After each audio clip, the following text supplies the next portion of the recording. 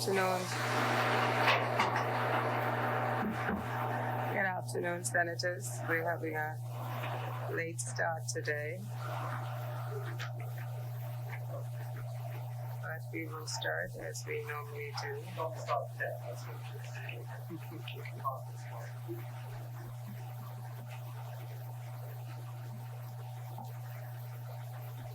Adoption of minutes. Madam President, I beg leave to move for the adoption of the minutes of the last meeting of this Honourable Senate, which was held on the 19th day of March 2020, if I may obtain a seconder. The motion has been moved and seconded. The minutes are adopted as presented unless there were any deletions or corrections. All those in favor? Aye. All those opposed? Nay. The ayes have it. The minutes are adopted as presented. Motions for leave of absence, leave to resign, None. swearing in of new senators, communications by the president. And I will stop here for just a few seconds because I think we are at a point in our country where it is important that we all find our voice in order to share with the people of the Bahamas, as we have the honor and privilege of sitting in the seats in which we do.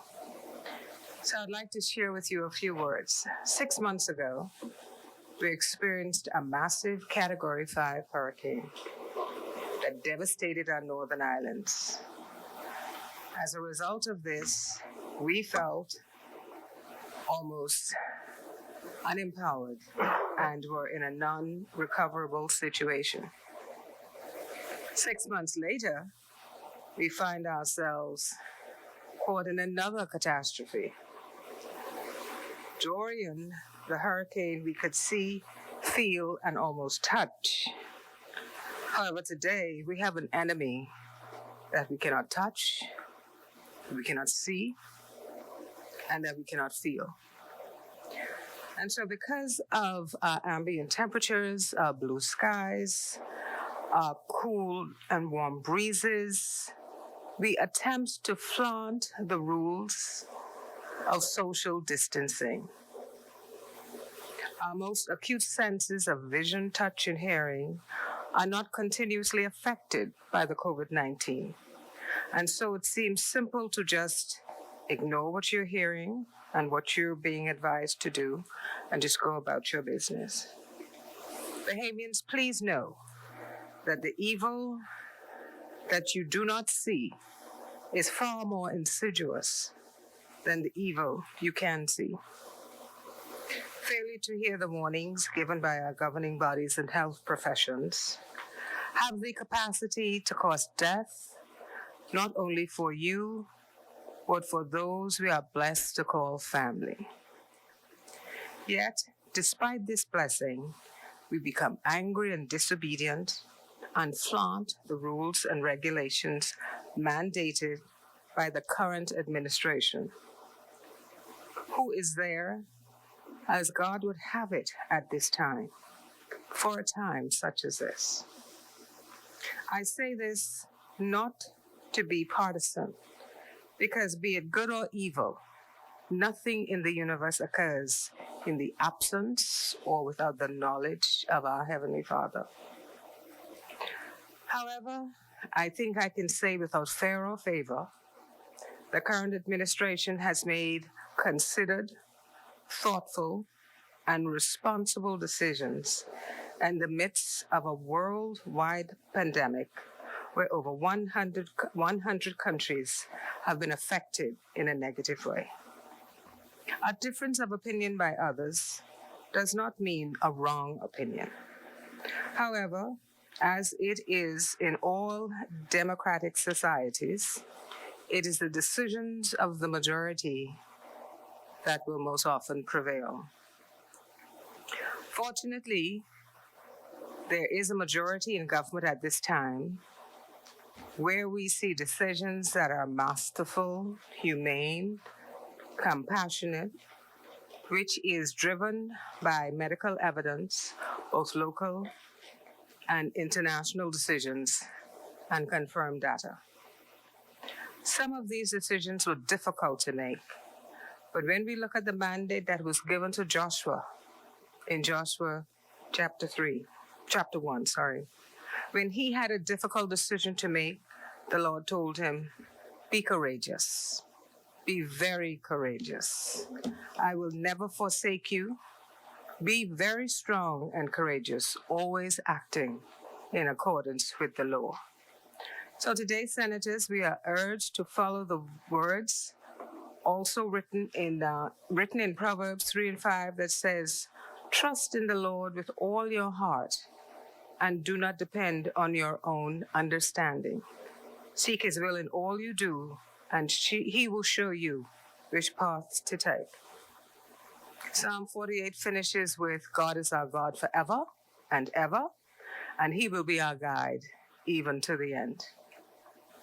So as we may agree to disagree, let us be mindful and respectful for each opinion that is presented, because we do this not in and of ourselves, but for our nation. And so today, as we begin the debate on this most important matter, let us always know that a smile far supersedes a frown. Briefly, I would like to also thank all of our corporate citizens for the work that they have done in assisting the government with sanitizing our buildings, particularly the two houses of Parliament, in these unusual times. Messages from the Governor General, messages from the House of Assembly. Message from the House of Assembly.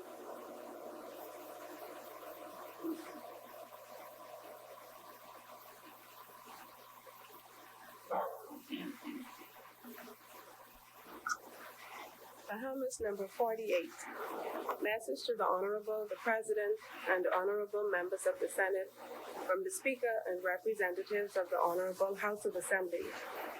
The House of Assembly acquaints the Honorable the Senate that they have agreed to the following resolution and desire the consent of that Honorable Chamber, namely, resolved that this House, A, approves the continuance of the proclamation until the 8th of April 2020. B, affirms the continuance in effect of the Emergency Powers COVID-19 Regulations 2020 made on the 17th of March 2020 until the 8th of April 2020. C, affirms the continuance in effect of the Emergency Powers COVID-19 number 2 Order 2020 made on the 23rd of March 2020 until the 8th of April 2020. House of Assembly, Nassau, 30th March 2020. Council Murphy, Speaker. May the messages be brought up.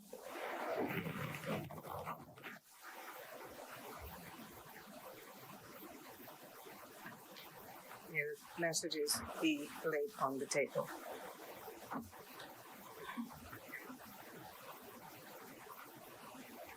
Laying of documents by ministers, communications by ministers.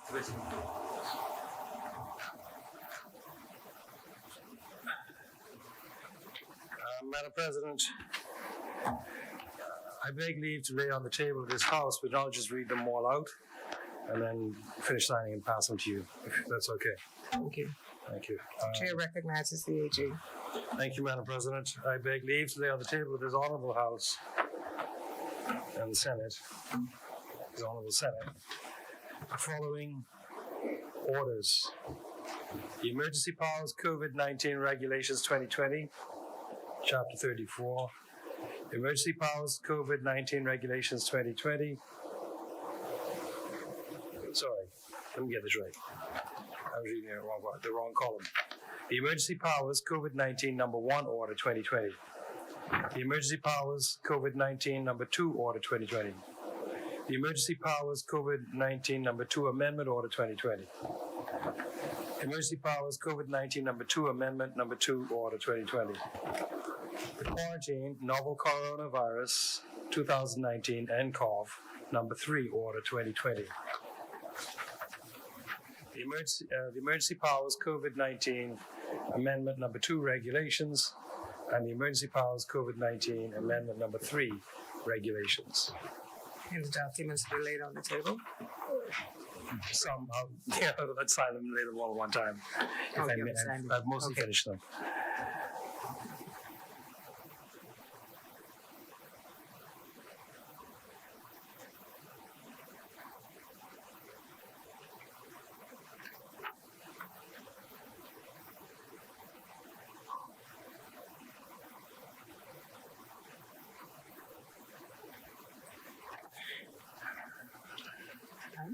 Yes.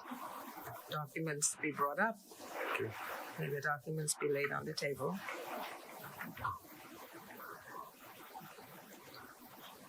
Communications by senators. Questions, answers to questions, presentation of petitions, appointment of select committees, report of committees, first reading of bills. Done? Resolution. Okay. Second reading and committal of bills. Committee of the whole, third reading and passing of bills, consideration of House amendments, resolutions. May Chair recognizes Senator Bethel. it please you, Madam President. I take it, Mr. Leader Officer, that we have the unanimous consent.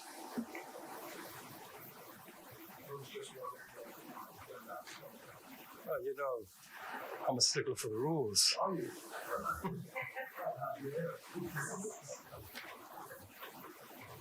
The chair recognizes Senator Mitchell. Thank you, Madam President. We have no objection to the notice provision. Thank being you. waived. Thank you. Chair Thank you. recognizes Very Senator grateful, Bethel. very grateful to the leader of the opposition opposite. Madam President, I beg leave to move the following resolution. Whereas pursuant to Article 29(1) of the Constitution, the Governor General made a proclamation of emergency. Hereinafter the proclamation, dated the 17th day of March 2020, declaring that a state of public emergency exists in the Bahamas. And as it has been read in full in the other house, I'll now read the last paragraph.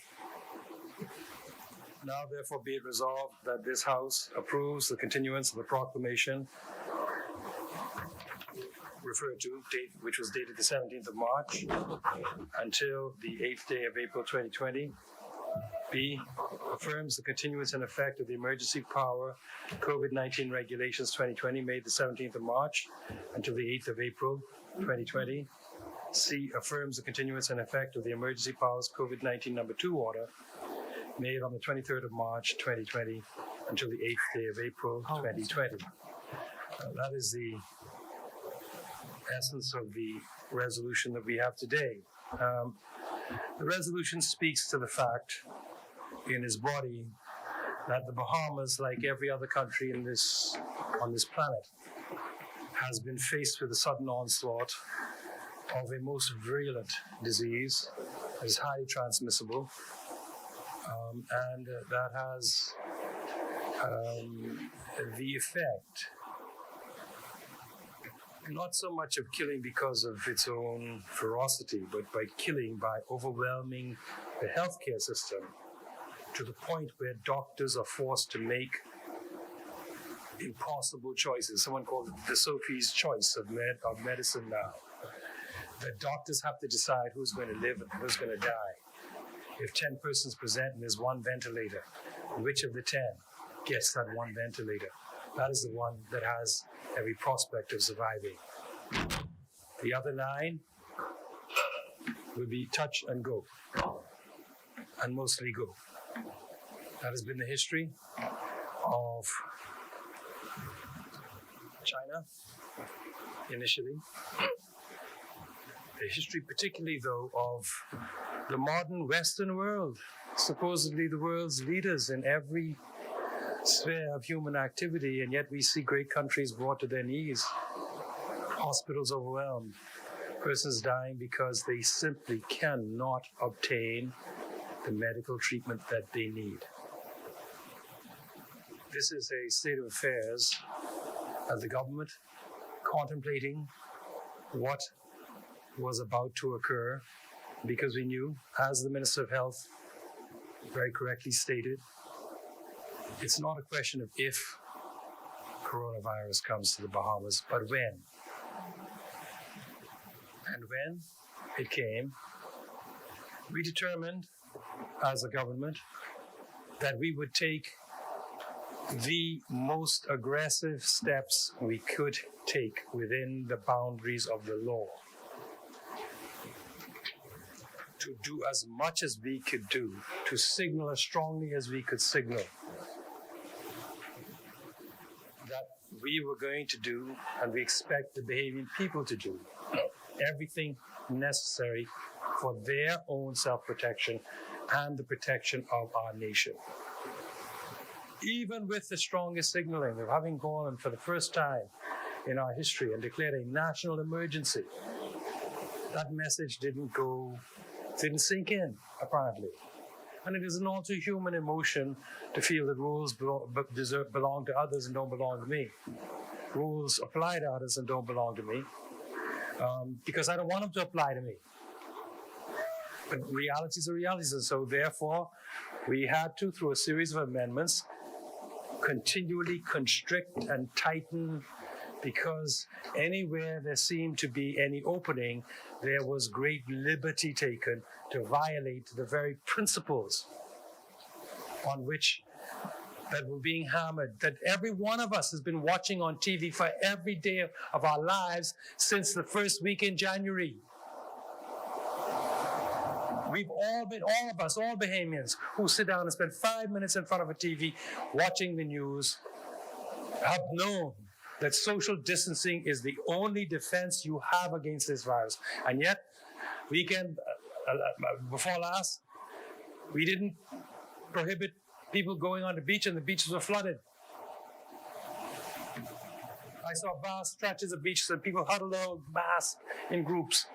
And so we had to tighten and tighten and tighten for the self-protection of the Bahamian people, to get the message through to our people that you are the agent of your own defense. We are all the agents of our own defense. We have to take these measures seriously. It's a bitter pill, but history shows that the faster this is done, the better. The faster it is done, the less pressure there is on the healthcare system. The faster this is done, the earlier you can isolate any significant clusters and prevent them spreading. The faster this is done, the better for the country, the nation, the people. So yes, jobs have been lost, businesses have been closed, suffering has been imposed. The government is making every attempt to ameliorate and to address these issues. There was a fulsome debate over there, and really at the end of the day, some speakers were asking us to do what had already been announced was being done, but that's okay. That's the nature of a political debate. The point is, though, it's harsh and bitter medicine, but we are hoping that by these stringent measures and this aggressive leaning forward approach, that we will not suffer the fate of Italy, West Germany, Great Britain, and now the United States of America. And even if for a while after that, we can open up with our own domestic economy and get things up and running domestically, that would be a massive advance. So it's a bitter pill. Let's take our medicine, do what we have to do to stomp this virus out within the territorial boundaries of the Commonwealth of the Bahamas, by God's help. Now, that being said, we have a resolution to extend this for a state of emergency for further 8 days. Let me explain one thing about this. I said we took the most aggressive step. I see now in one of our sister Caribbean nations where they opted to go the route of making orders under various health acts all over the place. that their government is being severely criticized for a number of things. They don't have the power to take what's necessary to save the people. They have to negotiate prices. This takes days, weeks before they can get any kind of progress. They don't have powers to the extraordinary powers that a state of emergency declaration gives to the competent authority to be able to restrict movement right across a given geographical area or in an isolated area, depending on the circumstances. They are directed towards a doctor or the CMO and individuals. And so now there's enormous pressure coming on one of our sister Caribbean nations because all of the senior world-renowned QCs asked her, you really think that you can get by on this? And there was a very flippant response, which has brought heated criticism. And people have pointed out that they don't have the power to do what is necessary. And if they did it under the laws they are seeking to do it, they would be acting unconstitutionally. So I anticipate in short order that country, several weeks later, is going to have to do what we did from day one. In the interests of the health, the safety, and the welfare of the general public and of medical supplies, and the ability of our healthcare professionals to treat those patients who turn up and not have to commit, no matter what is said about this order, there can surely be no more horrendous choice that a doctor who has taken the Hippocratic Oath has to make than to say, 10 are here, only one can live, and I'll choose this one. That is an unforgivable situation to allow to occur. That is the situation we strive to defend against. We want to save our country and all its people, and all its peoples, whether they are Bahamian residents or not, all who live within our boundaries. And so with those few words, I'll say this extends the order until the 8th day of April. It is proposed, and I believe Parliament would have adjourned until 1 week from today, the 7th of April. Over this time, did they set the 7th? The 6th of April, okay. What it is hoped during this time that I wasn't there for the adjournment, I was at the handing over ceremony for the new Commissioner of Police. But it is hoped that over this time, our medical professionals would have had the time to do the analysis and the modeling and the projections as information comes in day to day, that over the course of this week, towards the end of this week, they will be able to give us their analysis. It will be based on that analysis that we will determine, in consultation with them and with the opposition, the official opposition, just what remains to be done.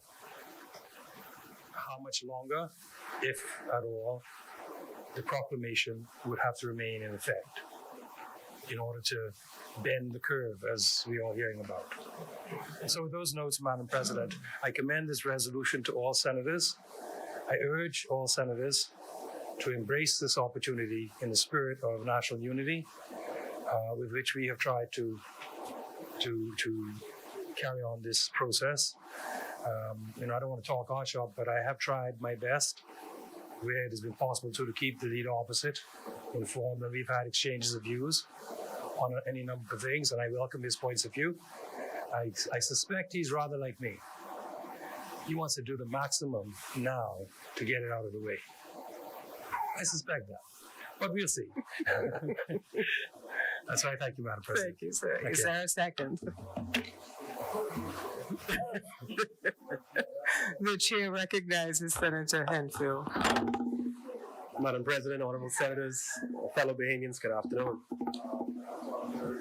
Thanks to COVID-19, the world has changed in the last few months. And this is now a paradigm shift, not only for the major nations, but for us here in the Bahamas. We cannot continue with business as usual. May I also, with your full attention, share that not one sensible Bahamian has time for any politician in the Bahamas at this time to play politics in the midst of a crisis. No, our people don't want to hear one side pat itself on the back or the other side tear down everything that the other is doing. What our people expect from us in the midst of a crisis is national solidarity through bipartisan discussions, decision-making, and heavy lifting. In case some under the sound of my voice was not aware, Madam President, the Bahamas is now at war with an enemy we cannot see. Amen. This enemy is not only attacking our health or our lives, but is also attacking our economy or our livelihood. Experts say that the coronavirus will bankrupt more people than it killed by the time as we get through with it.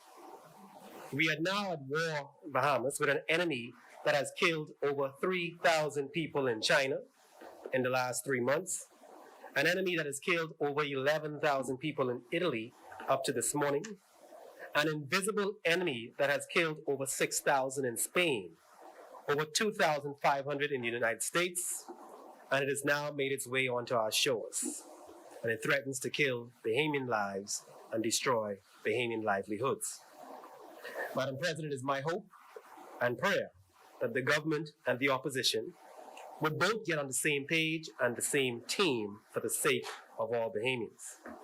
I want to believe and say that both the government and opposition, after we leave here today, will equally commit to encouraging our people to stay at home, to slow the spread, and to save lives. One fact that we can all admit is that none of us knows how long this virus will last. But history tells us these invisible enemies can last months.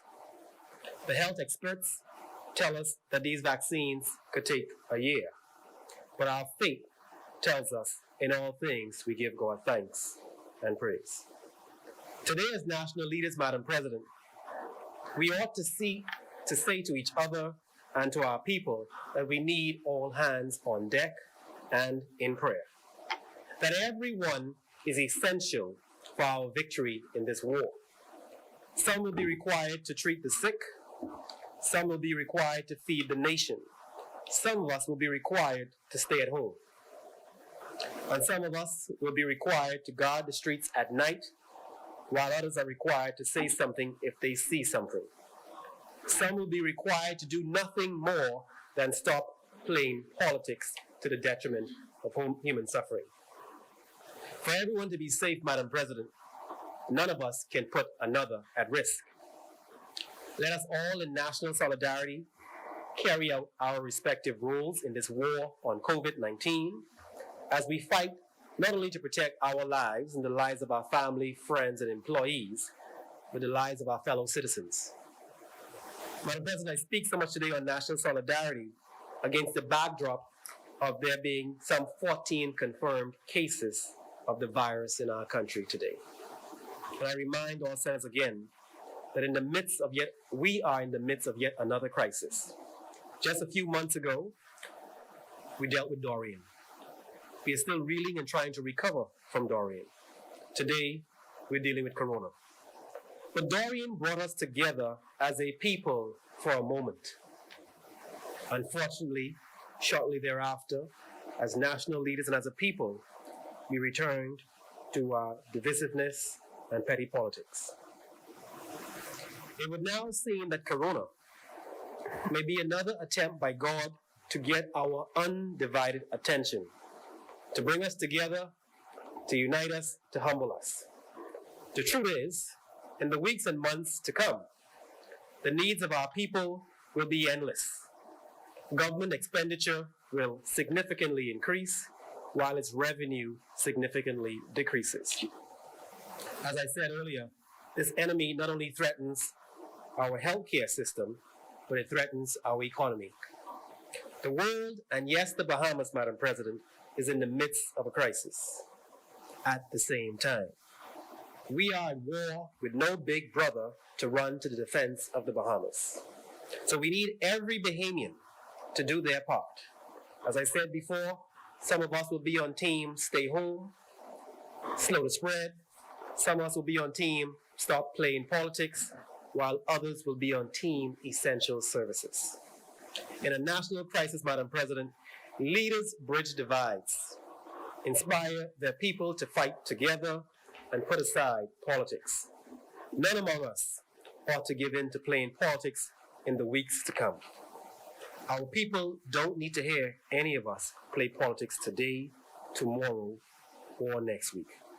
They need us to tell them how serious this coronavirus is, how it has killed over 11,000 people in Italy in the last 8 weeks. Just on January 29th, Italy recorded its first 2 incidents of the coronavirus. Some 8 weeks later, 11,000 people have died. As I speak on national solidarity, I will share with the Senate today that on March 25th, the Canadian Parliament, in national solidarity, unanimously passed an emergency federal bill in response to COVID-19. The Bulgarian Parliament, in national solidarity, voted unanimously to declare a state of emergency until April 13th to contain the spread of the virus in their country. In national solidarity, the Parliament of Timor-Leste just on Thursday unanimously approved the declaration of a state of emergency, which is expected to be in place for a month. In the spirit of national solidarity, the German federal parliament unanimously voted for a bill to mitigate the consequences of the COVID-19 pandemic.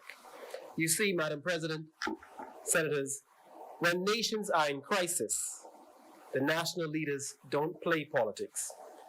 Because as I always say in this place, leadership isn't about being in charge, it's about taking care of the people in your charge. As we demonstrate here today in Parliament, Madam President, our commitment to social or physical distancing, I would urge the Parliament to also lead the way in innovation and modernization. The Bahamas has lagged behind in e-government and e-commerce for too long. There is no local banking platform to this day for our stores to sell groceries online and accept credit card payments, and for our citizens to have those groceries delivered with credit card payments. But we have also lagged behind on open parliaments. Madam President, we cannot continue to meet like this if we are to effectively scrutinize legislation. Every voice and perspective is needed to carve out the best way forward. I would urge the Senate to consider video conferencing technology, having senators publish our contributions in advance in writing, and or consider a conference call setup that will permit senators in Grand Bahama and Eleuthera to partake in national debate without having to risk traveling through airports during these times. I would note here, Madam President, that Grenada just announced that as of their next sitting of Parliament, they will use Zoom for their Parliament to meet and debate in the midst of the coronavirus. Madam President, as I close, I pause to express my gratitude to the healthcare professionals here at home and around the world. I am grateful to the Royal Bahamas Police Force and the Defense Force officers that are on the front line as well, protecting our communities and businesses day and night. I know all senators will join in expressing our thanks to the pharmacy staff, water depot staff, the grocery store staff, the team at NIB and the team at the Small Business Development Center, and the utility companies that many of us may have overlooked in the past or underappreciated. These essential people are who our survival depends on, and we are grateful for your sacrifice each day as you leave your families at home and risk exposure so that our families have groceries and medicine. We thank you, we appreciate you. May God forgive us, Madam President, for our sins against him and each other. May he have mercy on us and hear our prayers. May we now more than ever hear him as he has our undivided attention. Madam President, I second the resolution for the continuance of the proclamation, the emergency power, regulations, and order. And may God continue to bless the Commonwealth of the Bahamas. Thank you, Senator. He seconded it. The resolution has been moved and seconded. All those in favor of the motion, of the resolution being read a first time, all those in favor say aye.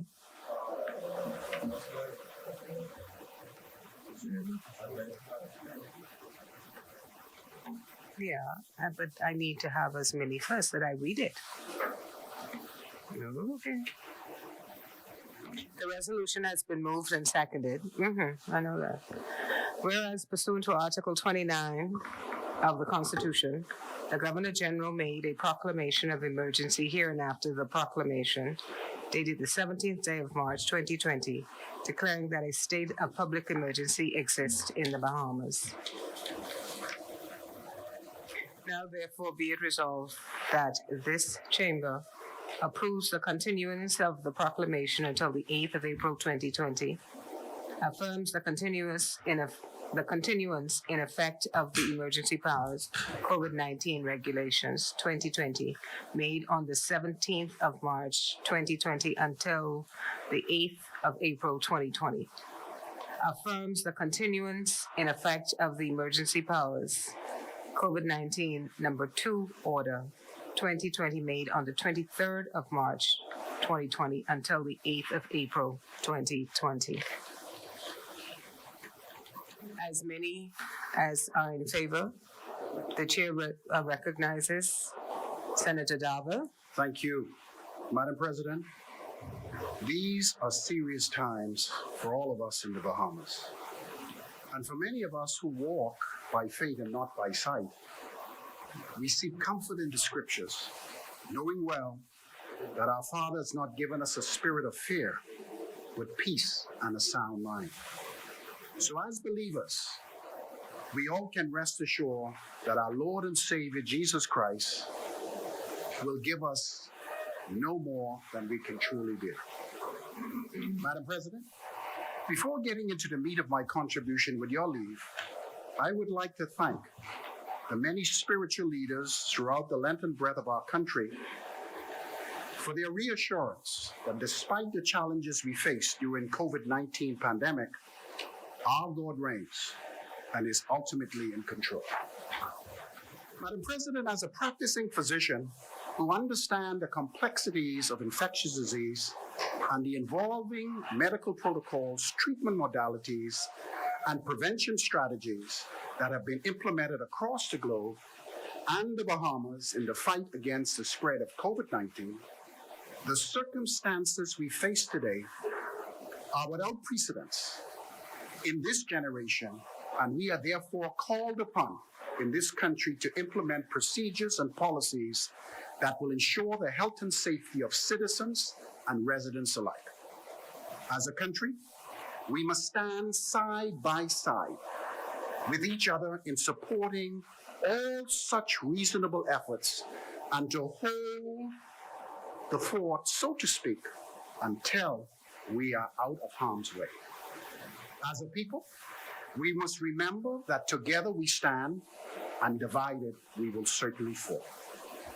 With that thought in mind, I stand to my feet this afternoon, firstly as a Bahamian and someone who loved my country, and a member of the upper chamber who was recently appointed by the opposition leader, the Honorable Philip Brave Davis, as one of the co-chairs of the Progressive Liberal Party's COVID-19 task force to make my contribution regarding the resolution before us today. Madam President, this resolution seeks to extend existing laws, tighten the protocols governing the additional 8 days of a national lockdown and a 24-hour curfew. These new laws will put in place by the government based on advice coming from the Ministry of Health and the medical professionals from the Pan American Health Organization and the regional office of the World Health Organization. Yes, these measures are proving to be very challenging for all of us, but based on the proven global protocols from other countries, they are necessary in order to reduce the rate of transmission of COVID-19 within our country and throughout our borders. There are many persons who've been tasked with ensuring the health and safety of our residents and citizens during these challenging times.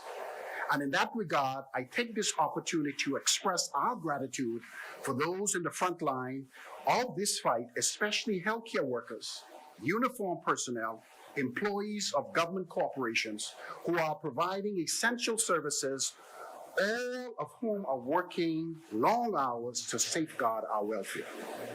The evidence-based research and the epidemiological data shared by the international community, has confirmed lockdowns, social and physical distancing, proper hygiene, and proper use of personal protective equipment by those in the front line have all proven to be effective tools in reducing the viral load and spreading of COVID-19, thus reducing the number of infectious persons who need treatment and critical care support.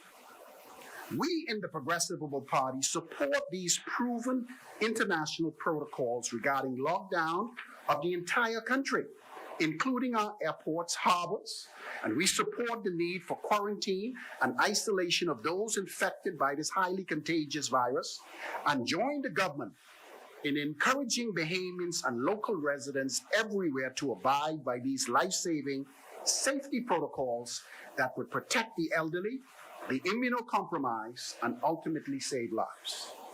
Madam President, we have heard the phrase that the health of our nation is the wealth of our nation. We cannot argue that health and wealth go hand in hand. But there is an added insight that COVID-19 has given us in the Commonwealth of the Bahamas. We now see that the health of the world can have catastrophic impacts on the wealth of our nation. Our reliance on tourism is now proving to be more of a double-edged sword rather than the blessings that we always thought we had. The necessity to close our borders to the world and the need to curtail the movement of our citizens and residents has made a disproportionate impact to the poor, the elderly, and the unemployed. Therefore, this afternoon, I join with our leader in the call for the government to reduce the social impact of these measures by reducing its bureaucracy, empowering the Minister of Social Services with the finance and manpower resources to ramp up our Department of Social Services Food Assistance Program, Rent Support Program, and other emergencies. It is also essential that proper consideration be given to providing shelter for the homeless, especially during the lockdown and curfew over the next 8 days. Madam President, the leader, the Honorable Philip Brave Davis, has instructed his leadership team and the COVID PLP task force, firstly, to provide daily updates on whether the protocols put in place by the Ministry of Health are adequate, not Nassau-centric, and meet global medical standards. Secondly, to assess the constantly changing evidence-based measures that would protect the lives and safety of every Bahamian throughout the length and breadth of our country.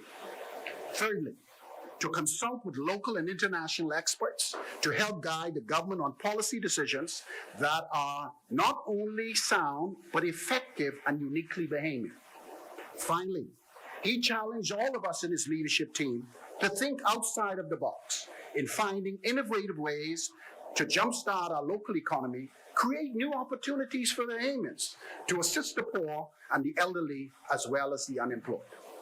Madam President, I am pleased to report that our leader has been in communication with the Prime Minister, and many of the recommendations from our task force have been accepted and implemented by the government, while others remain in consideration. But we wish to highlight that one of the task force's major concerns is the inability to get briefings from the Ministry of Health team and to share ideas with them directly or via a digital platform. We believe that we can assist the government in crafting local policies and protocols for New Providence, Grand Bahama, and for each family island which has a unique need and specific challenges. Like many Bahamians, I am a firm believer that a bipartisan approach in the fight is not only important, but essential for us to strategize and uniquely win this fight against COVID-19. You see, Madam President, good ideas are not exclusive to any political organization. And the fight against this deadly virus requires full involvement of persons from all persuasions, political and otherwise. In this battle, there must be only one side, and that is the Bahamian side. We in the opposition stand committed to that goal of fighting for the betterment of Bahamians everywhere and are prepared to work tirelessly, side by side with the government to safeguard our beloved country. Madam President, we have many things in our favor to win this war against this unseen enemy. A small, youthful population, a group of well-trained Bahamian professionals, excellent weather, clean air, and a very low population density in many of our family islands. No government, no political organization or country has all the answers.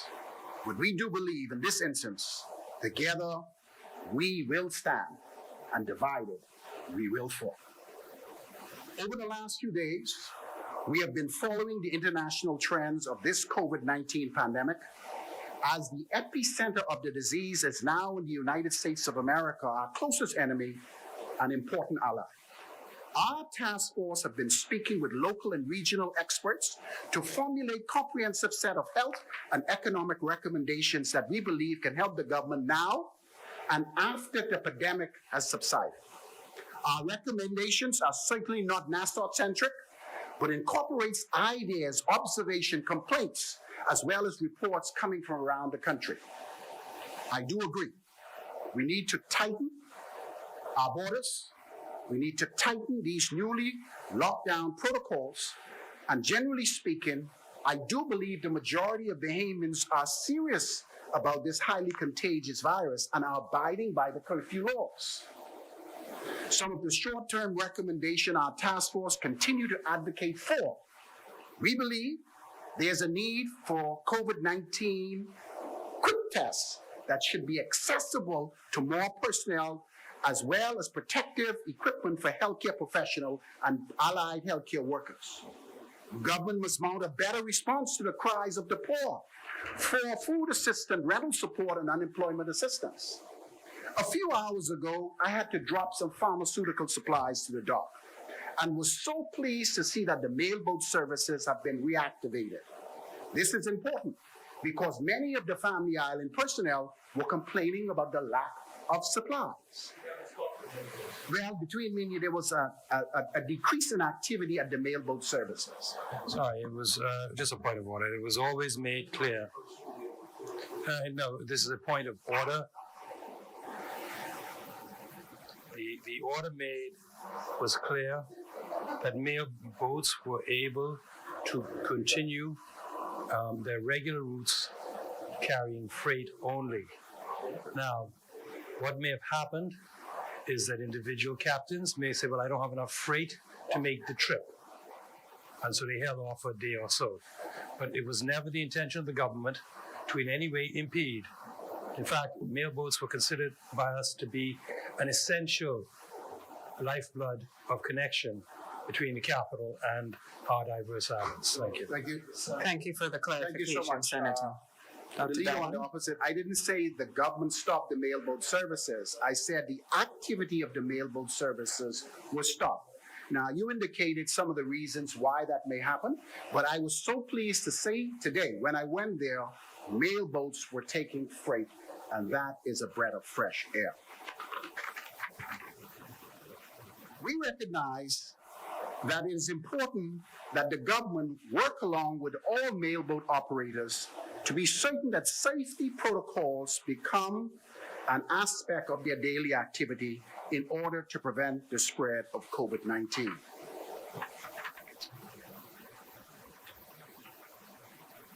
Madam President, protocols in the industrial sector on Grand Bahama must also be tightened.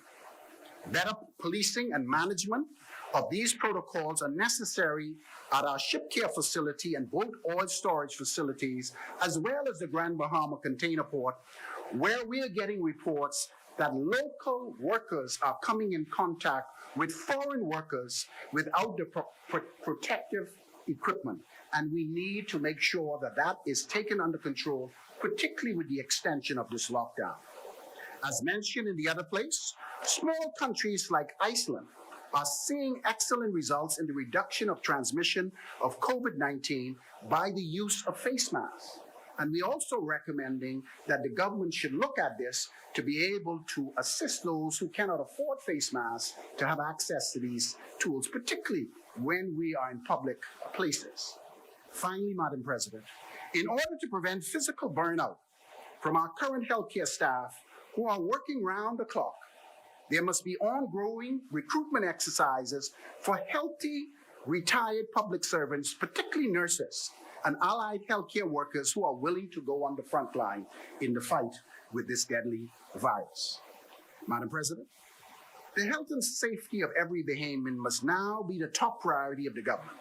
And recommendations coming from the World Health Organization and the Pan American Health Organization indicate that a further extension of the lockdown is necessary to give medical professionals the opportunity to assess our current position and formulate further proactive steps to prevent the spread of COVID-19. This decision to extend lockdown for another 8 days will give the Ministry of Health sufficient time to put additional safety measures in place throughout the country and outfit our hospitals, clinics, and staff with the necessary tools and equipment required to reduce the transmission of this deadly disease and save lives. Madam President, we all recognize that these drastic measures are necessary, and as Bahamians, it is important for us to adapt to these measures if we want to stay healthy and provide for our family. Therefore, with the same bipartisan spirit that I spoke about earlier, we on this side, like our colleagues in the other place, support the government's recommendations to extend the current national lockdown and curfew for another 8 days. And we encourage every Bahamian and residents of our beautiful islands to abide by these laws and regulations. Thank you, Madam President, and may God bless the Commonwealth of the Bahamas. Thank you, Senator. The chair Sorry, let me just address one point. recognizes Thank you. Senator Beck. I was approached today by a group of Bahamians who want to go into the business of mass producing face masks here in the Bahamas. They're virtually impossible to obtain overseas at this time, although we have ample stocks for the medical professionals. So they needed some exemption to allow a fabric store to supply them, which I would advise to the competent authority that he should grant urgently. The competent authority is by the proclamation, the Prime Minister. Okay, and so I think we will start to see in short order face masks that are produced here in the Bahamas for Bahamians. But with regard to that, there's also self-help. There's certainly medical reports stating that some help is better than no help. Some coverage is better than no coverage. In many parts of the United States, they use 2 layers of these and fold them up with an elastic band on either end.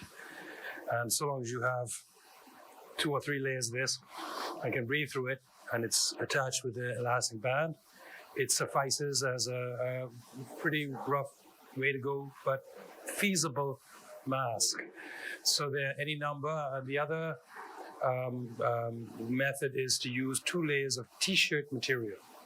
So cut up t-shirt and put 2 layers together, 2 strips together of the t-shirt, put rubber band around it, around the ear, rubber band around the ear, and it gives serviceable protection in the short run until we can get our manufacturing base up to speed and mass produce the kinds of masks that would be a slightly higher quality. Thank you. The chair recognizes Senator Jenny Isaac Dodson.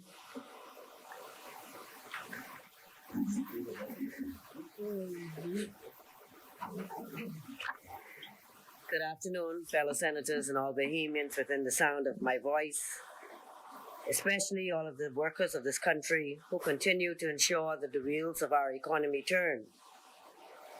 These times in the world are indeed trying times for all, and also in the Commonwealth of the Bahamas. Deuteronomy chapter 31, verse 6 says, Be strong and courageous.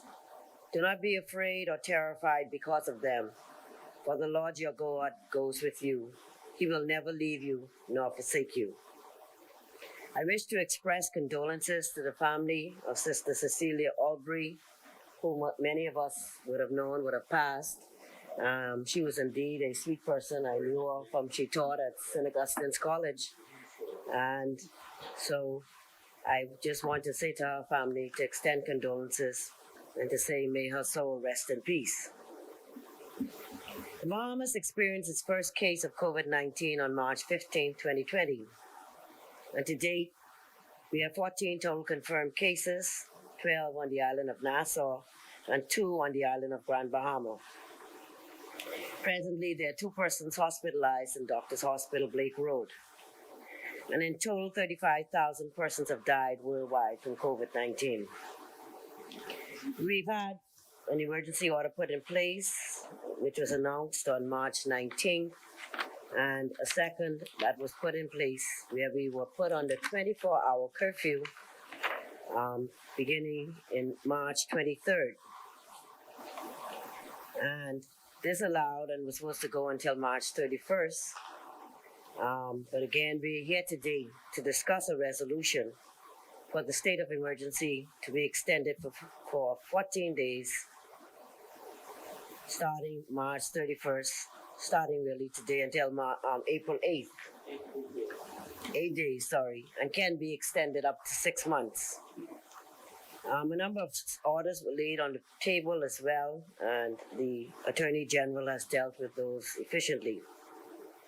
I wish, on behalf of all of us, to thank the most important persons working while many of us are asleep. And these, of course, are the nurses, the doctors, the lab technicians, all workers who work in the hospitals, police, defense force, immigration officers, pharmacists, food workers, gas station workers, drivers, bankers, government officers like the staff here in the House of Assembly and the Senate, ZNS, Bahamas Information Services, Cable, R News, JCN, and all the media organizations, and Family Island administrators throughout the entire Commonwealth of the Bahamas. I also wish to publicly thank the government for appointing Mr. Bernard Evans, President of the National Congress of Trade Unions, to the National COVID Committee, and ensuring that labor, our most precious commodity, have a voice at the table. The government has realized the impact that COVID-19 will have, and these orders will further have an effect and protect our economy. However, the government has had to step in to provide assistance, and the Deputy Prime Minister would have given a synopsis of that today in the House, and I'll just recap some of those. That $4 million additional has been allocated to social services for food assistance, particularly for the tourism sector. Additionally, self-employed persons in the tourism sector who don't normally get unemployment benefits, like straw vendors, taxi drivers, jet ski operators, hair braiders, can also receive up to $200 a week, up to $1,600 over 8 weeks. The good thing about this is that they're able to apply for these services online and submit the relevant documents online. And I encourage all workers to please apply for these services. If you don't have internet at home, I'm sure a family member or someone else will have internet that you can have access to. But please just remember to keep your social distance and, of course, not to congregate in large groups. Also, this has been expanded to workers outside the tourism sectors, other licensed self-employed persons who must have a valid business license, and they will receive a benefit payment of $200 a week for the quarantine period. They need to, of course, have a valid business license, an NIB card, or, of course, your driver's license also has your NIB number on it. They must show that they're not full-time, show income from business in January or February, but the time of the emergency orders applications will be accepted by April 7th. $5.9 million to cover the additional self-employed persons impacted by the current lockdown. NIB to date have received 17,000 emails for unemployment benefits, and they will liaise with social services and the Small Business Center to ensure that there's no overlapping of services. So that alone shows that Bahamians are taking advantage of the online process. Of course, the Small Business Development Center has a business continuity program for small businesses and have given loans a small business can apply for with a valid business license to keep 51% of their staff and credit information shared with the credit bureau. And applications coming in, to date, we have 382 businesses that have applied. We also have the Bahamas Development Bank, Royal Bank of Canada, CIBC, Scotia, who have pledged to defer loan payments for their business clients. So we can see that not only the Bahamas Development Bank, but also private banks are also working and understanding that this is a very crucial and critical time in our country. Also, the Development Bank will be given a 3-month deferral against repayment of credit facilities will be offered to existing clients in good standing with the banks. Medium and large-sized businesses will also face financial problems of unemployment benefits, tax credit, and deferral program. Qualifying business can receive tax deferral and tax credit up to $330,000 to be able to keep their staff, to cover payroll emoluments, and they can apply to the Ministry of Finance and can get up to $200,000 for up to 3 months. To qualify, they must have 25 employees employed, and they must keep 80% of their staff for 3 months. Of course, the business must be up to date with taxes and, of course, fees. The information for this will be on the Ministry of Finance website, and applications will be available by next week. The government is also expanding the youth apprenticeship program, prioritizing Ministry of Works capital projects. They will restrict all non-essential services. BPL and Water and Sewage, of course, are putting into place new policies of payment, deferral of payments, and reconnections or any disconnections. They're also going to be assisting Family Island administrators to enforce these orders to the tune of $1.8 million for the Family Islands for COVID-19 assistance. And that assistance will range from $10,000 to $325,000. And I encourage our Family Island administrators to please take advantage of this. And I'm sure Senator Knowles, who is from the Family Islands, will understand that this assistance to the Family Islands is most critical. I urge all Bahamians within the sound of my voice to please listen to the healthcare professionals and the government and stay home, only going out if it is absolutely essential. Why do we need to stay home, Madam President? I want to say to the entire country that the disease does not move by itself, but it is moved by us, Bahamians, every time we go out into the public. We are now up to 14 cases, from 1 to 14. That's something for us to think about. Let that sink in, Bahamas. It means simply that our numbers are increasing, they are not decreasing. Who controls whether we continue to climb or decline is each and every one of us. We need these numbers to stay at 14. The numbers must flatten out and not increase. So simply, Bahamians, we must all do our part in getting these numbers to stay where they are and not increase. All of us must ensure that we do this. That means simply staying at home. The Most Honorable Prime Minister called on all of us to do our part as a member of the Bahamas National Army. In order to follow the instructions as an army, we must adhere to the following. Individuals aged 75 and older are asked not to leave their homes. Those between You shouldn't be here. Anyone else over 75? Those between the ages of 65 and 74 should work from home.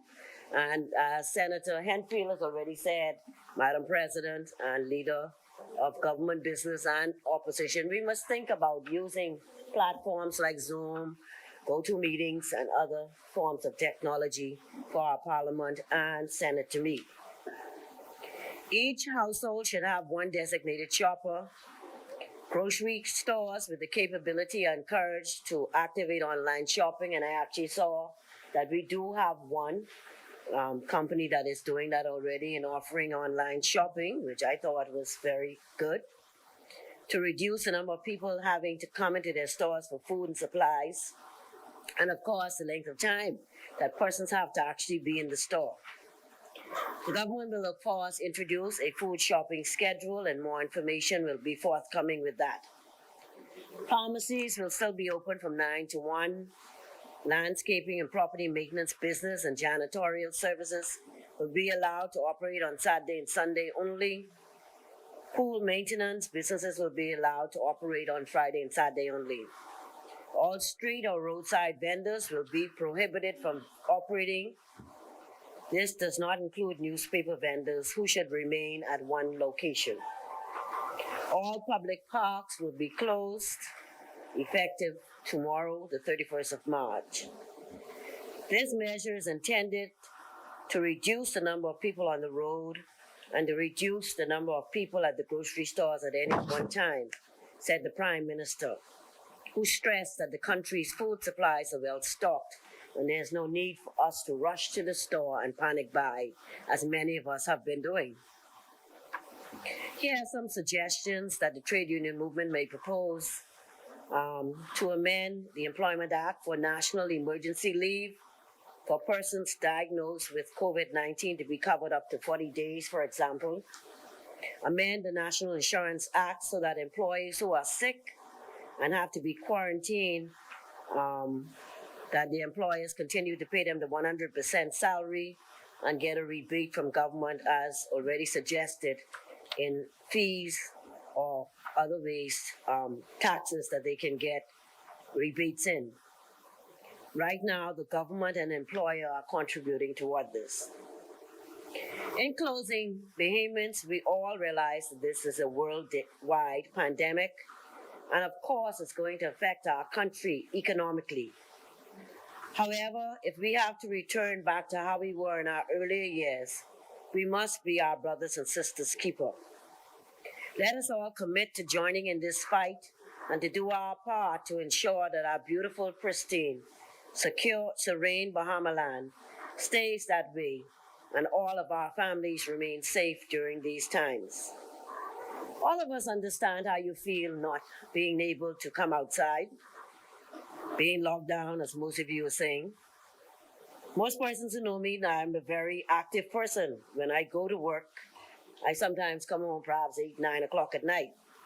That's how long my days are and how active I am.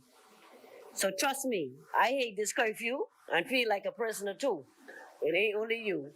I feel the same way, having to be locked in my home and not to go out.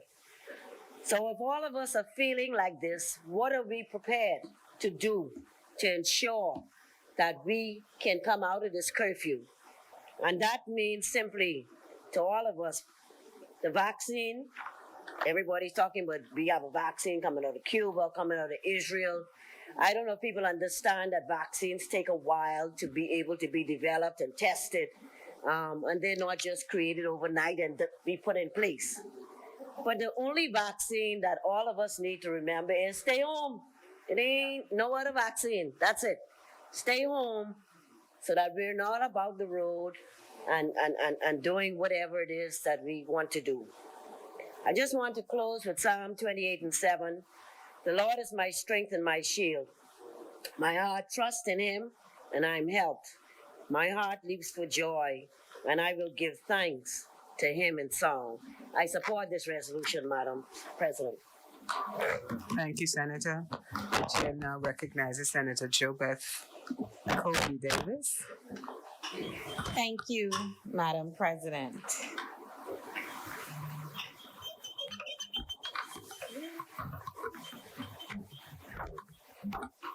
Madam President, I'm here to bring brief remarks in support of the resolution before us today.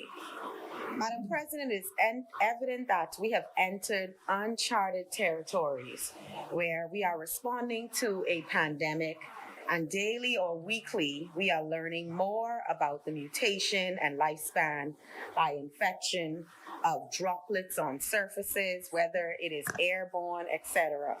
However, during these unusual and unprecedented times and days, we need to regularly remind ourselves of God's providence, power, and love.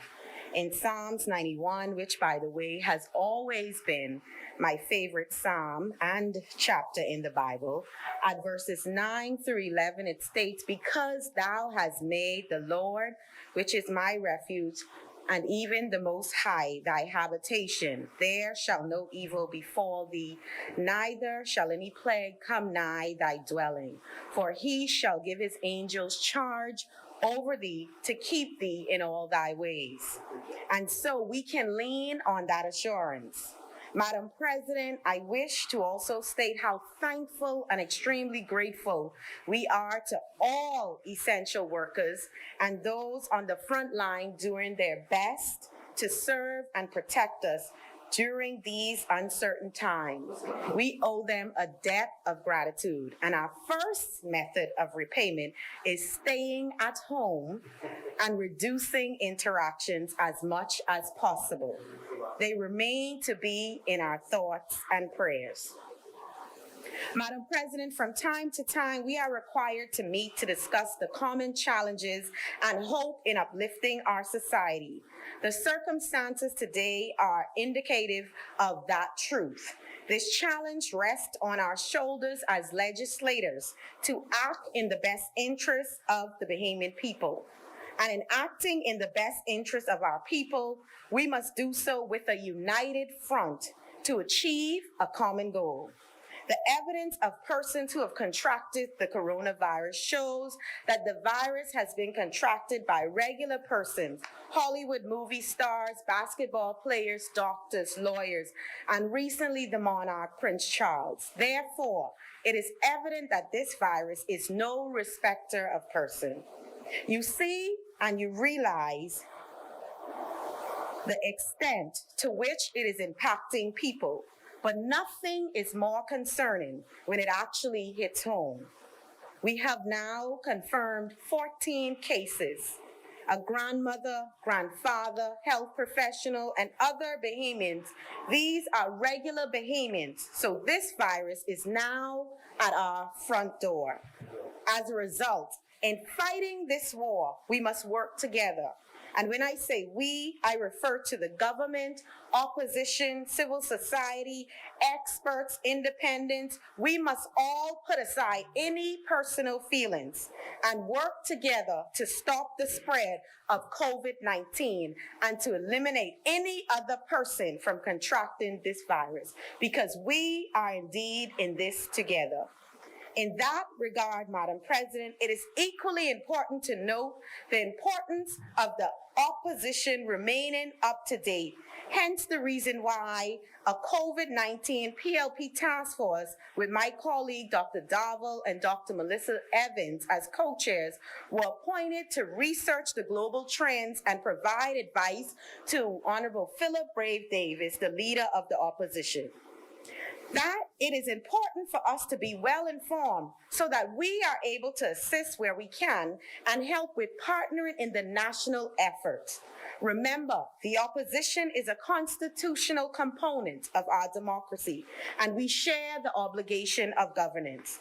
For example, just across the waters in Barbados, you see Prime Minister Mia Mottley leading by example, working hand in hand with her opposition members, inviting them to press briefings and working united to combat this pandemic. Also, the Dutch Prime Minister recently appointed an opposition minister as new health secretary to assist in fighting the spread and combating this COVID-19 pandemic. Having said that, we cannot unite behind ideas and positions that we have no knowledge of. We have a duty to serve the people.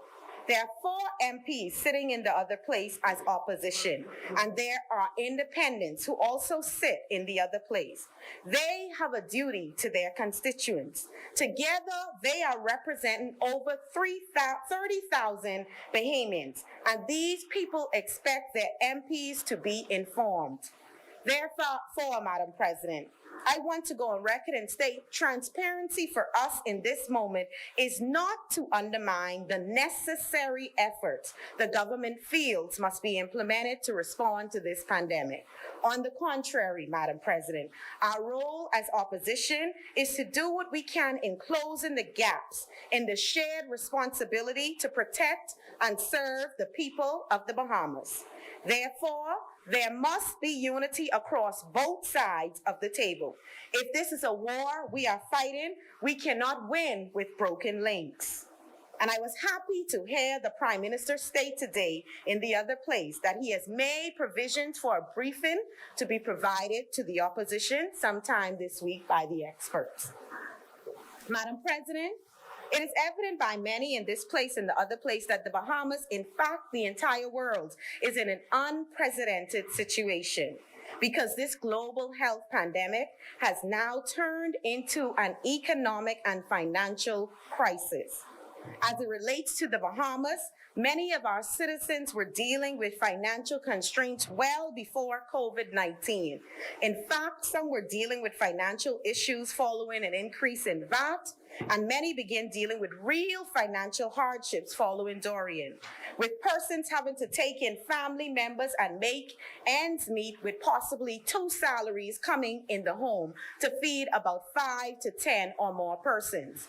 So the reality is that before this pandemic, many Bahamians have been faced with financial hardships, unable to make ends meet and at a financial halt as it relates to credit commitments. Now, in the midst of this pandemic, over 10,000 Bahamians have been laid off from the hotel industry, and we have no estimates to date showing how many other private layoffs exist. And following the tightened measures announced today, more layoffs may be forthcoming. In addition, many Bahamians are in a worse financial state today than recent history, and the reality is that there is a silent majority in this country who don't know if or when they will be able to get back to work, if they'll be able to pay their rent or put food on the table. Madam President, this is the time when our country shows who we are. This is when the character of our country and the soul of our country comes to forbearing. Will we look out for the common man, or will we tell them they have to shoulder the burden? This is where we will see the true character of our leaders and who they truly represent. It is my position that all government priorities must be revisited. And I heard in the other place the announcement that they will reprioritize government priorities, because the decisions that were made 2 or 3 months ago should not stand unless it have the future of the Bahamian people and their economic welfare at the heart of that decision. And it should not come as a surprise that the demands for assistance will be great. But as the government, you must be prepared to respond. Additionally, it is important that the government provide assurances and efficient resources to create the necessary safety net for families and small to medium-sized businesses, because we are all impacted. I go further, Madam President, because I am not certain our national conversations have taken into consideration the fact that as of January 2020, the Credit Bureau came into force and officially launched. While the Credit Bureau is important in that it will provide accurate data to our lenders, which will assist them with granting facilities to many Bahamians, and at the same time, the monitoring of credits will help many arrive at financial stability and influence responsible borrowing. I query whether the Credit Bureau will also freeze the review of data processing and forgive borrowers for this period.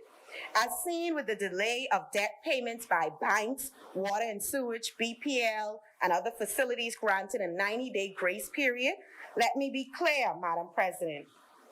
I am not suggesting bad credit is forgiven. However, we must consider the circumstances surrounding persons' present financial position, which may have resulted from Dorian and then got worse since COVID-19. So while the Credit Bureau has launched and began compiling data on all borrowers, there must be some assurance that during this downtime, this crisis will not be held against the Bahamian borrower in the long term, as it relates to an honest credit assessment. Madam President, we do not necessarily have to reinvent the wheel. We can look to our neighbors in the United States and determine the approach that their bureaus take during these times. But this must form part of the conversation, because if we are being honest, it is quite possible that 70% of the country may have bad credit after this period, and we will need to give many persons time to get back on a stable financial footing. Further, Madam President, many want to hear more from the government rollout plan and a roadmap to say when it is safe to reopen this economy for business. It is important during this lockdown the government begin to formulate plans for re-energizing our economy, because at the moment we are hearing much talk about the present, but we must look to the future plans and well-being of this economy and how we will respond to the economic and financial challenges that may be long-term. Lastly, Madam President, during this pandemic, our public health system is our best defense. In this war, they are our heroes. They are at the front line doing what is necessary to keep us safe, to contain the spread, to combat this COVID-19. They are indeed the true heroes, but there are many other heroes. Those doctors have children. So we have caretakers holding it down for the safety of our nation. We have grocery store clerks holding it down for the safety of our nation. We have pharmacists holding it down for the safety of our nation. We have our entire law enforcement holding it down for the safety of our nation. We have social workers and NIB staff holding it down for the safety of our nation. We have gas station attendees holding it down for the safety of our nation. And we have teachers via virtual learning holding it down for the safety of our nation. So, Madam President, the next time we think to stand on our feet to discuss the jobs that keep this nation together, I pray that all in our society remember that those who we thought were not so important, on the contrary, during our time in need and in crisis, they were named the essential workers. I end by encouraging all Bahamians to continue to abide by the emergency orders in place and only leave your home if absolutely necessary. For the moment, this is now the new norm, but I am certain free passage among people will return and we will begin to enjoy the liberties and freedoms granted to us under the Constitution of the Bahamas. However, until then, let us all be responsible. Reduce contact, reduce risk, reduce the spread. God bless the Commonwealth of the Bahamas. Thank you, Senator. The chair now recognizes Senator Jamal Morse.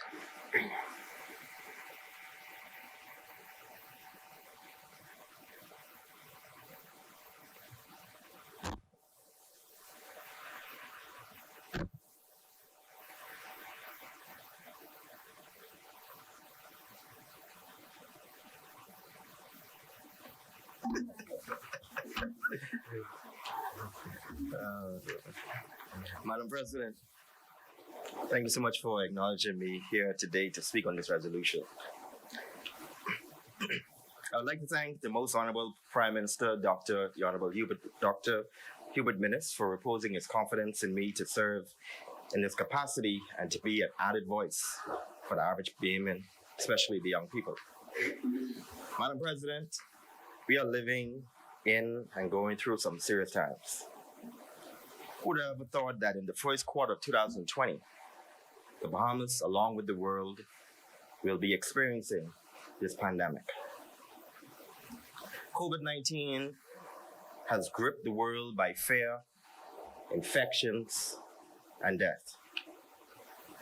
I want to join the Prime Minister in thanking our soldiers who are in the front line to defend this nation from this unexpected, unwanted, and uninvited disease that has reached our shores.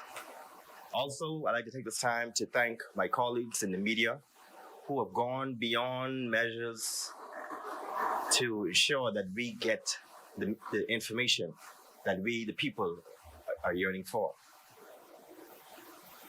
I would also like to thank my good friend, my colleague in the media, Clint Watson, for risking his life, risking his time, and going out there in the nighttime to show how the curfew is working, especially with the Royal Bahamas Police Force.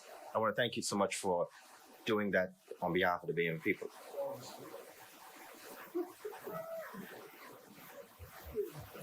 I thank you all for risking your lives to protect the least of us, because if you don't, the damage would be more severely. According to WHO, the current numbers are for the following as it relates to the COVID-19. As relates to cases, you have about 752,288. Deaths, 36,207. And when it comes to recovery, we have about 158,688. Madam President, the Prime Minister in his wisdom sat with professionals in the field who has advised him, his cabinet, as to what we are faced with and the recommendations that should be implemented in order to protect our Bahama land. The government did so, and now we are debating this resolution to extend the emergency powers up to April 8th, 2020. In extraordinary times required extraordinary measures, decisions, personal behavior, obedience, and the list goes on. Obedience. That is a very profound word, which is something we should not take lightly. Obedience doesn't exempt any age, race, class, or nationality. The Bible teaches us in Hebrews chapter 13, verse 17, have confidence in your leaders and submit to their authority, because they keep watch over you as those who must give an account.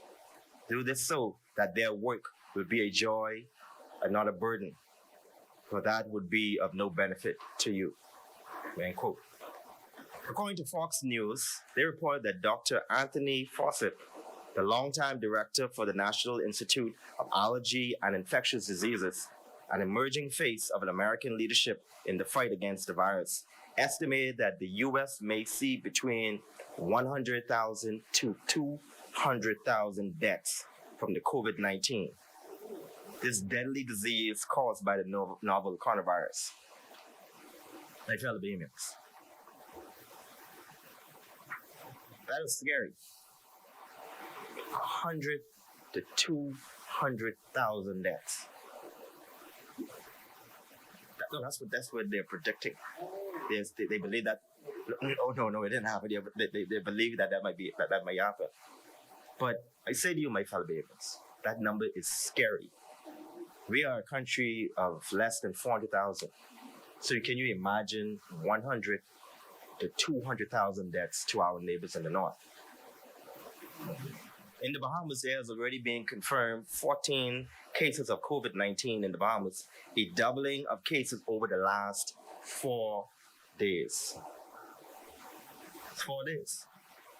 Now, can you imagine if we here in the Bahamas can record up to 50 deaths from this COVID virus? That's devastating. That's really, really devastating. This would be devastating to our country, our families, our friends, and the community itself. I just was reading the news in Barbados, and Barbados has now just confirmed they have over 33 cases of COVID-19. The latest is of a 78-year-old female.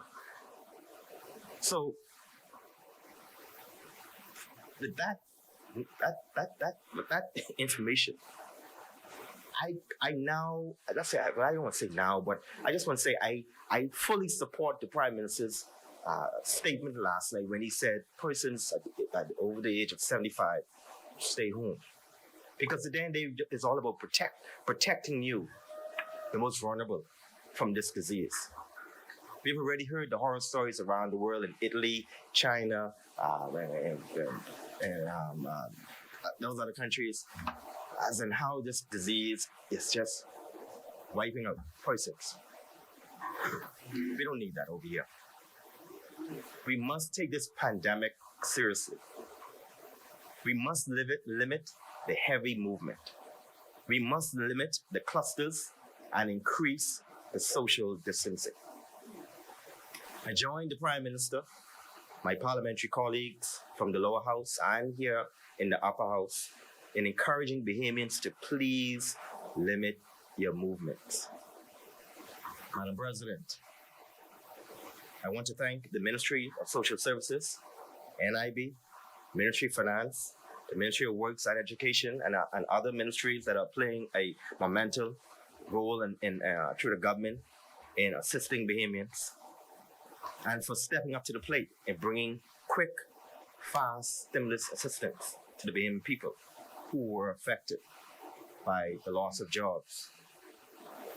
Again, I say to you, these are challenging times.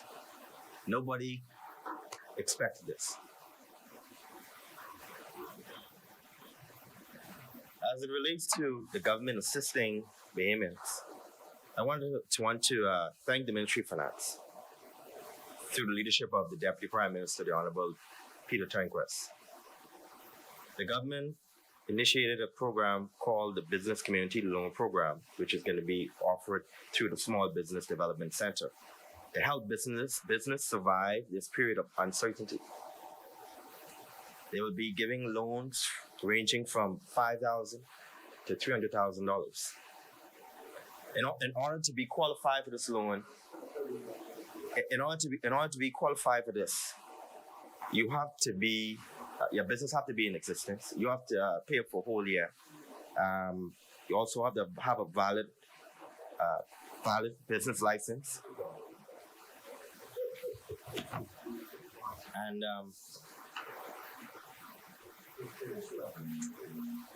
these loans will be earmarked for operating costs such as paying salaries, rent, insurance, utilities, and inventory supplies. So far, the Bahamas Development Bank, the Bahamas Entrepreneurial Venture Fund, Cash and Go Limited, Leno Corporate Services Limited, Omni Financial Group Limited, Simplified Lending Limited, and Fidelity Bank Bahamas have agreed to participate in the program. Hundreds of applications have already started coming through to the SBDC. Just to bring information, Madam President, the latest information, 600, as of Friday of last week, 616 micro, small, and medium-sized businesses have registered for assistance with the SBDC. Out of that, 382 businesses have completed the full application process. These businesses represent 1,082 full-time employees and 243 part-time employees. In total, they have formally requested approximately $14.88 million in financial assistance. With this, Madam President, this is going to guarantee that Bahamians who are affected by COVID-19 will be able to collect a salary, still be able to collect a salary, and to pay their whatever bills they have, the utility bills, their rent, the children's school fee, and also buy food. So at the end, I want to commend the government for taking the stance, even though it was not popular among some who were publicly stated in the media. I'm glad that the government ignored the noise in the market and instead went with what is right, which is right for and by the people. I remind you what the book of Matthew taught us, and that is, truly, I tell you, Whatever you did for one of the least of these brothers and sisters of mine, you did for me. Madam President, I want to say to all my fellow Bahamians, through him, we receive grace and apostleship to call all the Gentiles to the obedience that comes from the faith for his name's sake. Yes, this will change the landscape of how we do things. Yes, this will impact our economy in a very negative way. But the truth is, we are in a fight for human survival. We are in a fight for economic survival. We are in a fight for survival of life. COVID-19 does not see red or yellow. It does not see black or white. It does not see rich or poor. Instead, it sees its next victim. I call on the young people to be obedient, adhere to the laws that are upon us in the fight to defeat COVID-19, so we can be what we are intended to be, and that is the next generation of our Bahama land. Stubbornness will not cure you. Disobedience will not cure you. As the old folks always say and have taught us, hard head don't make good soup. Let us be disciplined in our reaction, protect our families, and at the same time, protect yourselves. Wash your hands, sanitize your surroundings, and the list goes on, and we will overcome this new fight. We will win the war, but it starts with you. Madam President, I do support this resolution. Thank you, sir. The chair recognizes Senator Fred Mitchell. Thank you very much. Of the what? The free PLP? I thought they were abolished, man. Well, they disappeared. Or you're the last member left. I see. Very good, man. You'll forgive me if I do a lot of talking this afternoon. I won't keep you long. You know, I've been cooped up in my prison for a week, so I have plenty to say. I have no one to talk to, so I'm going to talk to the Bahamian people now. I recall Queen Eleanor in that famous film, The Lion in Winter, when the king decided to, well, he kept her in prison, and then he decided to keep the sons in prison, and she said, you know, a mother and her sons locked up in prison. What mother doesn't dream of that?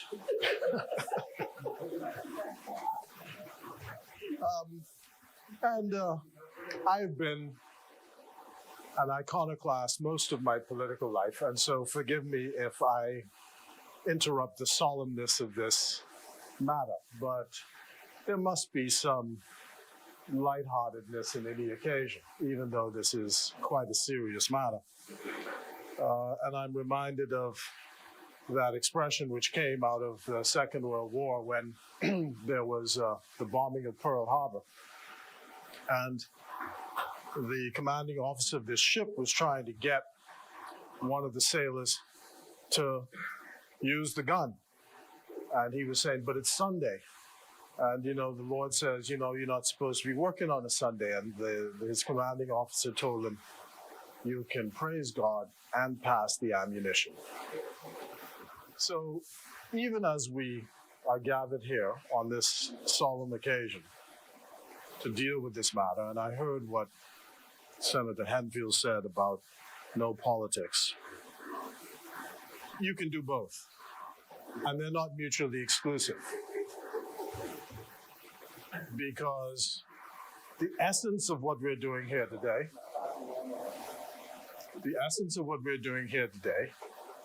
is the review jurisdiction of Parliament. Because stripped to its essence, the review jurisdiction of Parliament, of the executive's action. The Constitution, under Article 29, gives the executive the power at the stroke of a pen to suspend fundamental rights. That's what this is done. And it says, after a certain time, if you want to extend what the executive has done, you can come back to Parliament to have it extended. So, This is what I'm saying. This is the review jurisdiction of the exercise of that power. And since it is a review jurisdiction, then members ought to take the opportunity to say to the government what it has found out after it has exercised the power. And those of us who have this opportunity, only 16 of us and 39 or 38 down below, should not step away from that opportunity. That's the reason you're here, to do that, to speak, because you have the opportunity to speak and to take it seriously, as I think everybody does. And I invite, as I've invited the students who are, or the younger ones who are members of our own party, I invite all Bahamians who are at this juncture to study what has happened. Because this is probably a once-in-a-lifetime event. And I said to the younger ones who are at the University of the Bahamas, those who are studying public policy, you know, that's the leadership class of the country. 10 years or so, they'll be sitting in this very place. And they should use the opportunity of this event to study what is happening, to see what they would do in the circumstances. You know, when you become a minister of the government, ain't no time for ruminating. It's whether you have to make a decision.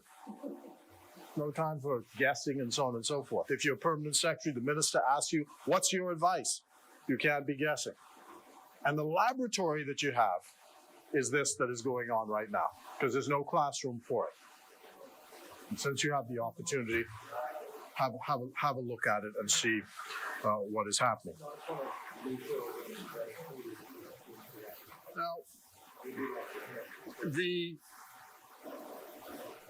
so this is an important occasion. I want to take the opportunity, therefore, to read, if I might, into the record what the leader of the opposition has said is the position of the opposition with regard to this. So there's no confusion over this. I think the members who have spoken before me from my side have made it clear that there is broad support for the measures, so long as they're consonant with the World Health Organization's best practices. And we've made a number of suggestions as to how things can be tweaked around the edges. And I'm glad to hear it, notwithstanding the quote yesterday, I am neither moved or advised by brave. That isn't helpful if we're reaching out to the other side. Because in fact, we need to work together. And you know, our country, I was told, says, manners maketh the man. Manners maketh the man. I understand. But I'm constrained to point it out. And I'm constrained to point it out that that is not within the spirit of what we say we are dealing with. I also want to take the opportunity to bring to the attention of the government various things that have been pointed out to us. For example, the residents of Grand Key say that quite apart from the real presence of the government being felt post-Dorian, today or yesterday, some technicians came from the telephone company and took down their last remaining communication, BTC, pole with the world. So they are now cut off from the world, but for an American who set up a direct link by satellite or something which allows them to be on internet. And that has them quite concerned. So I bring it to the attention because I gather BTC has a presence, and BTC has been down since the hurricane. Alive was the only service, but now the BTC has taken down its pole. Alive is also gone. So I wish you would look into that matter for them. Also, when the Prime Minister spoke yesterday at his press conference, he indicated that there would be coming in the package of measures to support those who were in a cash crunch at this point in time, rental assistance. But we listened to the statement of the finance minister today in the House. And unless we missed it, there does not seem to be anything which deals with rental assistance. So if that is something which you've overlooked, I wish you would look at that, because I can tell you 2 or 3 calls who people are sick and worried to death because the landlord is saying, I want my money. And you know that I listened to my friend, the Minister of Education, who was quite upset because the Progressive Liberal Party pointed out this sentencing that took place for some people who were homeless. And we were saying, well, what is the policy of this? Because there was a statement made by by the Attorney General, that the homeless should shelter in place. I saw that myself in a video clip. But the press reported that some men in Abaco and Grand Bahama who reported that they were homeless were charged before the courts, convicted, sentenced to what seemed inordinately high fines, and which means effectively they're going to have to end up in prison. And I raise that again because a lady called me from Staniard Creek in Andros just before this session to say that her brother was expelled from the place he was staying in Nassau because he was unable to pay the rent. So last night, 2 nights ago, he's walking on the streets trying to find someplace to live. He's stopped by the police and arrested for violating the curfew. Brought before the courts, convicted, and charged $500. So she's found a friend or somebody in Nassau who can provide the $200, but now she's got to find the $300. If he doesn't get it by the end of the day, he's in prison. Now, surely that can't be the policy. And, of course, one of the things with proclamations, orders, and laws is they are a very blunt instrument. There are no nuances to it. And once you set a court upon a matter, they look at the law, they apply the law, and that's it. But surely we can't mean to put people who are homeless in jail on the basis that they're violating a curfew. So I'd wish those 2 points, the question of homeless people and the rental assistance, to be looked at. The question is also asked. The Prime Minister said that in the order, or I think the order says, Mr. Attorney, the order says that roadside vendors are to cease. This does not apply, I'm advised, to people who sell newspapers. They're accepted. I understand. That's yes, I understand. But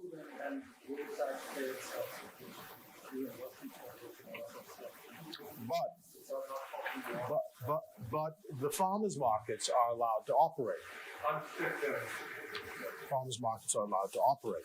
So, of course, the fruit and vegetable vendors now want to have some clarification as to specifically, are they banned from selling their fruits and vegetables once they're outside the farmers market? So that's the answer to that issue. And we, in our Parliamentary caucus, have been talking about how is it possible, notwithstanding the strictures that you've been advised to put in place by the medical establishment, how is it possible to keep economic activity at a minimum so that the strain on the government with regard to this is minimized? So, again, the plea comes from those people who run restaurants and establishments at Arawak Key and Potter's Key. They say, what is the difference between us being able to have takeout, and Kentucky Fried Chicken and Wendy's being able to have toke-out? Well, you will no doubt explain that, but I'm saying a case is being made. Next point, licensing. I think someone has already mentioned that, or maybe it was we were discussing this across the table. I had, because my vehicles are company owned, I had no idea that since the order was in place and government offices were supposedly closed, that licensing was still going on. Until this was spoken about me in one of the communications to our party supporters, and they said, well, I went last Wednesday and licensing was going on. It took me 2 minutes to get it done. But the impression was that government offices had closed down. Now, the 31st looms, which is tomorrow, and everyone who's born in March, and everyone who has a company or in a non-governmental organization, and government vehicles, by the way. Now, I know this because, as I said, I've been engaged in activism all my life, and I've caught government vehicles in May and June and July with the licensing not done. So I know it happens, right? And the fact is that after the 31st, if you don't have a license, even if you've paid your insurance, the insurance lapses because you don't have a license. So we've been asking for some kind of holdover provision. And as I was saying to the Attorney General, my view is even with regard to these volunteer matters by banks, where the bank is saying, oh, well, we'll agree that you don't have to pay for 3 months, but, when you come back 3 months later, you'll have to pay the accrued interest and so on and so forth. And I've been thinking about this, and I was saying to myself, I think that with all of these matters, the licensing issue I just talked about, the issue of the banks, is that in the terms of the order, I'm sorry? Oh, I see, yeah, it's a maritime flag. Yeah, is it right? Yeah, okay. But in terms of the order, it seems to me that what is necessary is for a specific provision to deal with this so that should there be some dispute, there is some legal cover for the person post the emergency order. Because, a bank can say, oh, yeah, don't come in and pay and so on and so forth. And you know how they go. By the time, 3 months from now, they'll say, emergency? What emergency? I don't remember an emergency. You didn't call me. And then, of course, when you're calling a bank here, you're now calling Trinidad. So, and they have to send a message and so on and so forth. And, that's one of my pet peeves with this thing is perhaps we're going to have local, I'm calling it local content laws. I don't think that's quite it. But what it means is that consumers and banks in the Bahamas ought to have a right to have a physical presence in Nassau or in the Bahamas to speak to face to face, and not this, I call some call center and they relay a message and so on and so forth. I told you the example before when I was speaking of BTC. So I wish that the Attorney General might turn his attention to that as well. So I said, therefore, I'd like to just enter these words into the record that were spoken by the leader of the opposition yesterday, if I may. And he said, we wish to recognize the work of all of our frontline soldiers in the fight against the COVID-19 virus. And we thank all the doctors, nurses, EMS personnel, police officers, defense officers, social workers for the yeoman's job they're doing in caring for the sick and keeping our nation safe. Thank you all from the bottom of our hearts. I wish to take this opportunity to say what our position is with regard to this matter. This national emergency is like no other. We are cooperating with all the measures that are put in place. We understand that they are in keeping with the World Health Organization's best practices. We're asking all our supporters and persons of goodwill to do their utmost to follow those best practices. At the same time, we believe that there should be some additional public education measures that are necessary to bring the public along with this matter. We are at war with the virus and not at war with our citizens. And we need to make the case each day to show why we are taking the measures we are taking. And we, from our side, pledge to lend our hand in doing so. We are concerned about the poor. We think that there are some measures which need to be taken to address the social needs of our people in this emergency and to ensure that everyone has food, income protection, mortgage and debt relief, and rental support while we are going through this emergency. As the economic fallout from COVID-19 the COVID-19 crisis intensifies. We continue to call for economic relief for the most vulnerable and marginalized amongst us who continue to be hardest hit by the crisis. I suggested to the Prime Minister to negotiate a reimbursement plan for the payment of salaries by employers to their displaced workers to avoid interruption with their salaries. I think that's being worked on. Some of the qualifying conditions for NIB benefits should be revisited as workers in the retail sectors continue to complain about access and eligibility for unemployment insurance benefits. The economic relief package to small and medium-sized businesses should also be revisited to include public grants to stave off any further stalling of the economy. The opposition takes the position it should have access to the medical expert advice that the cabinet is privy to, that advice that is informing the government's policy on the COVID-19 crisis. I say that because I understand that you've said since then that there's a promise for the experts to meet with the opposition during the course of this week, is it? During the course of this week, right. And I understand that the House is now adjourned to Monday to anticipating the possibility that the advice may be that this may have to be extended or contracted, depending on that. And the other thing that he talked about was the travel restrictions imposed under the emergency powers and the question of Bahamians abroad. And this was, I think, sorely misrepresented by the reporter who asked this question yesterday, who predicated her question on the phrase, the leader of the opposition said that the borders should be open. In fact, he was speaking to the question of whether or not a Bahamian should have the right to return in these circumstances. And also the question of, I think there's a doctor right now who's a neurosurgeon who is a permanent resident here, if not a citizen, who's also trying to get home and is unable to do so. So that is something you ought to address. So those were the statements he made yesterday. I also, before sitting down though, would wish to join with Senator Dotson in speaking about Sister Cecilia Aubrey. I call my interaction with her and the nuns at the convent here to be kind of Dickensian in character, in the sense of those of you who've read Great Expectations. You know, it's a long book, and Dickens wrote these as serials in a newspaper. So it stretches over a long period of time. But what happens is there are always these moments where people disappear and they come back into your life, and then there's surprises and so on and so forth. And I think of that in connection with her.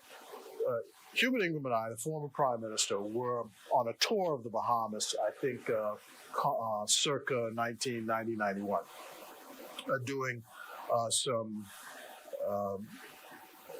lectures on the Constitution. Well, you know, someone passed me today and said, "May the force be with you." I hadn't heard that. That's right. Someone said, "May the force be with you." I said, "Boy, I haven't heard that in a long time."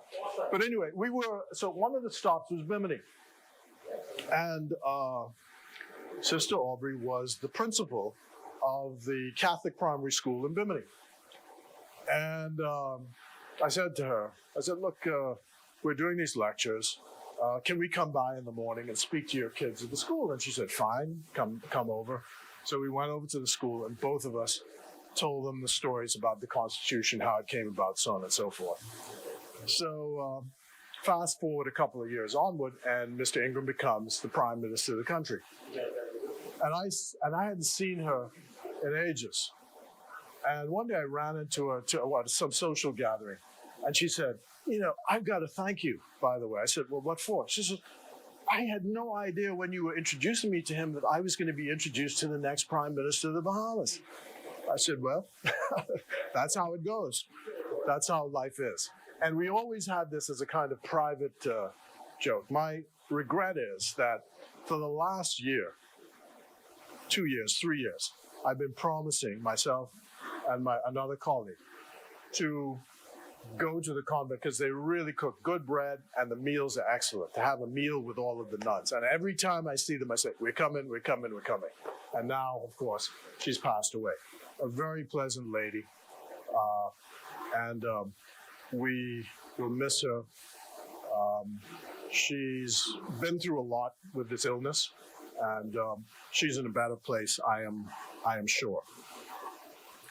And so, with those remarks, I say that the opposition, the minority, has its say, the government has its way, and so these are the government's decisions on which they will stand or fall. Our role is to provide what is called critical support. And critical support means keeping an eye on all matters for and on behalf of the Bahamian publics. Free speech is not suspended. And I say again, those of you who are in this place, do not give up your right to speak freely. The only way there can be free speech is to speak freely. I think I covered everything I want to say. And anything else I need to say? Looks like, no, man. Not responsible. That responsible don't come in this.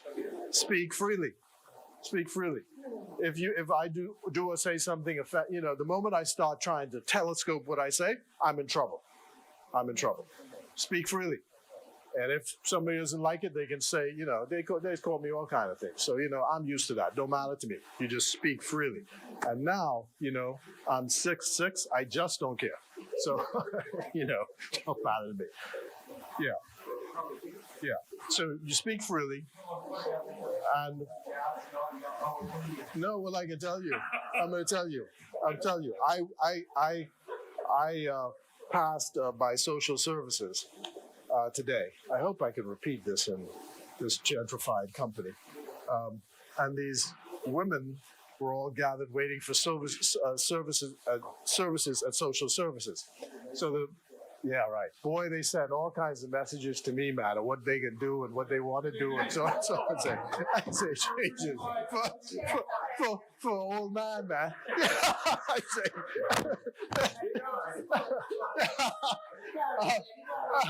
I just, I said, I was like my mom says, just smile and say thank you. Anyway, thank you. Thank you. Yes, Senator Mitchell, I must tell you that, in the family holidays, they talk about the smart boy in the class, That you were not only the smart boy, you were also the pretty boy. And this has just been reaffirmed by the elegant ladies of social services.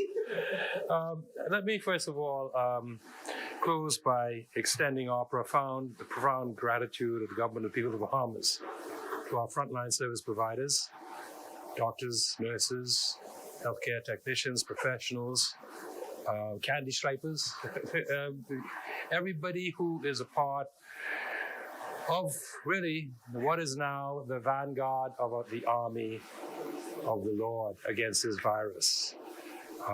And it is partially in recognition that their lives are more at risk than everybody else's. We all face an individual. They face their individual, but they're serving those who are ill, and their risk is increased markedly. And so we pray for the health and well-being of all, and much that we do is about preventing these now soldiers in this war against the virus from being overwhelmed. Coming to what we do, I'm grateful for the reference to the Constitution by the leader of the opposition opposite, because contrary to what I think he was insinuating, I think it has to be made clear to the Bahamian people that when a national state of emergency has been declared, Parliament is sovereign, even in a national emergency. The governor cannot issue a proclamation without summoning Parliament if it's not already set to meet within 5 days. If he fails to do so, his proclamation dies. The proclamation cannot be extended beyond the 14 days, Parliament having met within 14 days, or first of all within 5 days, and made a decision within 14 days. It cannot be extended, as happened here. Parliament was due to meet the day after the proclamation was made, so there was no need for Parliament to be summoned. Parliament determined, let's see how this play out. We'll come back on the 13th day, which is today, to consider a resolution. There was that infamous 30-day resolution that was already drafted and in the hands of the leader of the opposition and the government and some MPs. So that was already a fact. That was the initial position that we thought to take.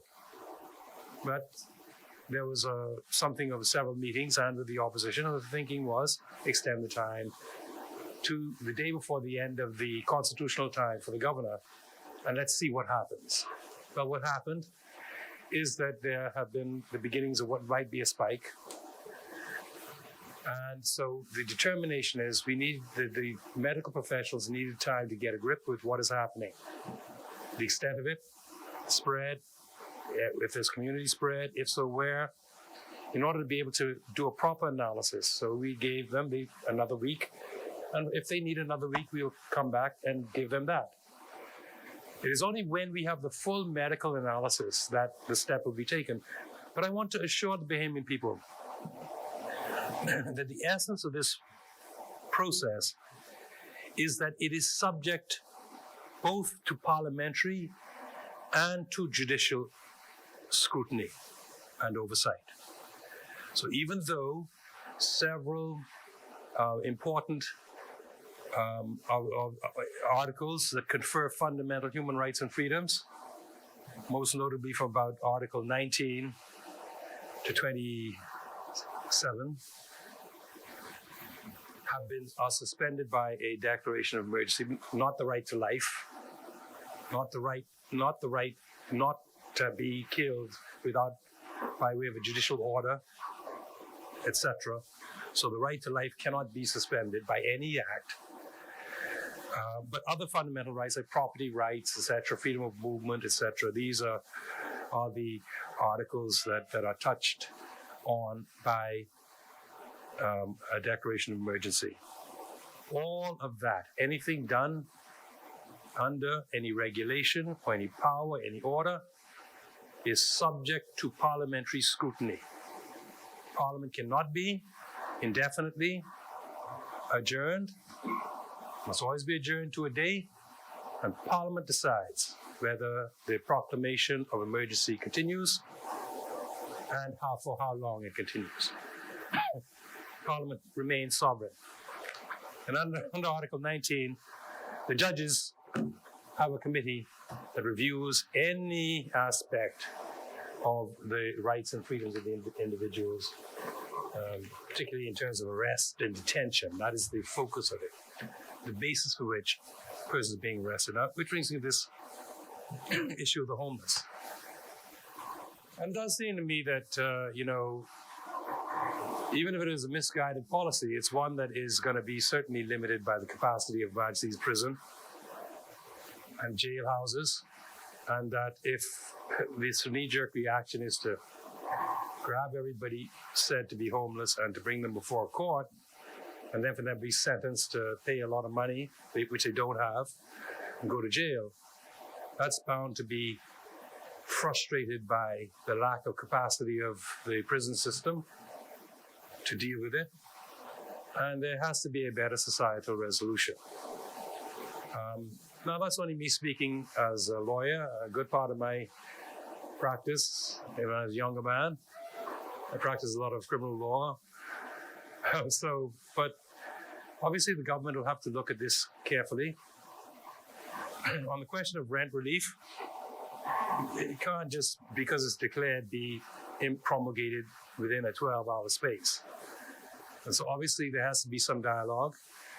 It can be done really quickly, It can be done really quickly. That all rents from the beginning of the emergency shall be deferred until the end of the emergency. But that would be perhaps too much. Maybe it'd be better to come with some kind of rent relief or come with some kind of arrangement. Be that as it may, someone who is being evicted within days of the emergency obviously may not have been paying from before the emergency, and that may be a problem. But we're always dealing with human beings, and I think that everybody should realize that we have to love our neighbor at this time. I said it, I think it was interviewed by one of the show, and he said everybody has to bear and be prepared to bear their fair share of the burden of the fight against this disease. And that means landlords should be prepared to take something of a hit and not put old people, mothers and children, out in the road. Everybody has to take a hit. The government is taking a hit. Private sector businesses are taking a hit. Unemployed workers are taking an enormous hit. And though we are trying to give some support, it may well not be enough to both survive and pay the rent. So landlords, the bank's taking a hit. They've deferred all mortgages for 3 months. So let us all shoulder our fair share, carry the load. Remember that song from the 1960s Vietnam War. Always say to yourself, he ate heavy. He is my brother. She ain't heavy. She's my sister. And if we all do our part, we can make a difference by equally shouldering this load and all doing what we can to save our Bahama land. Thank you, Madam President. I now move that the question now be put.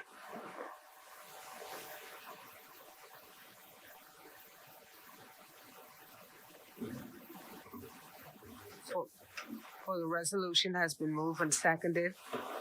Whereas pursuant to Article 29 of the Constitution, the Governor General made a proclamation of emergency hereinafter the proclamation dated the 17th day of March 2020, declaring that a state of public emergency exists in the Bahamas. Now, therefore, be it resolved that this chamber approves the continuance of the proclamation until the 8th of April 2020, affirms the continuance in effect of the Emergency Powers COVID-19 Regulations 2020 made on the 17th day of March 2020 until the 8th of April 2020.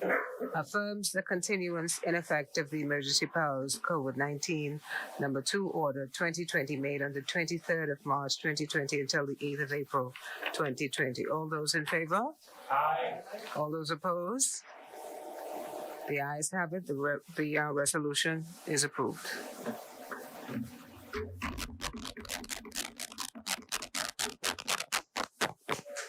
Discharge of select committees, notice for future meetings. Madam President, I beg leave to renew all items or notices on the agenda in the name of the government. Yes, Senator Madam, Mitchell. Madam President, I want to renew all notices standing in the name of the opposition. But if I may also take this opportunity, could you also have a word with the new Commissioner of Police?